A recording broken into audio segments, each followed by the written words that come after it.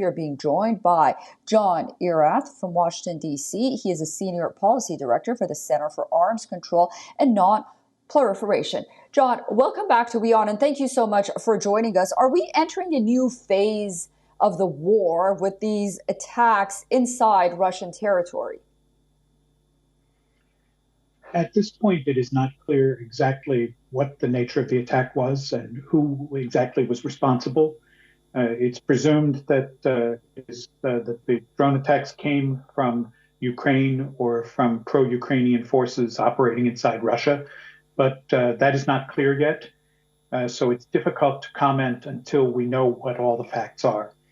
If these are Ukrainian attacks inside of Russia against civilian areas of Moscow, that is something that is against the international law and is ordinarily something that should be avoided in an armed conflict, the targeting of civilian populations.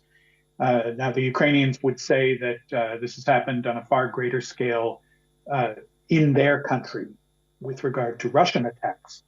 But that does not change the nature of the incident. So it's something that should certainly be discouraged on both sides of the war, this targeting of civilian populations. But that said, that is where we are going with warfare in the 21st century. The technologies, including drones, are increasingly available. They're easy to obtain. And I think we're going to see more attacks of this kind, not just in Ukraine and Russia, but worldwide in any kind of conflict.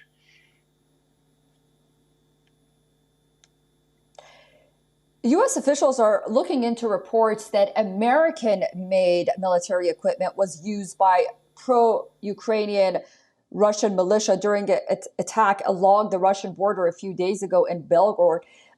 What about this? When the United States says that it's not party to the war, it does not support any attack in Russian territory, but then U.S.-made weapons are found when Ukraine or Ukrainian forces or forces sympathetic to Ukraine decide to go inside Russia and attack Russia. Where do we stand on that? Once again, it's difficult to comment until all the facts are clear. The U.S. has been very clear when providing weaponry to Ukraine that it is to be used for defensive purposes only, to liberate Ukrainian territory that is occupied by Russia. The supply of such equipment is very important to the Ukrainian war effort. And so Ukraine would be very stupid to endanger that supply of weapons and other equipment that is coming in. So I think it unlikely that this would be used except by a mistake in the case of a Ukrainian attack on Russian territory.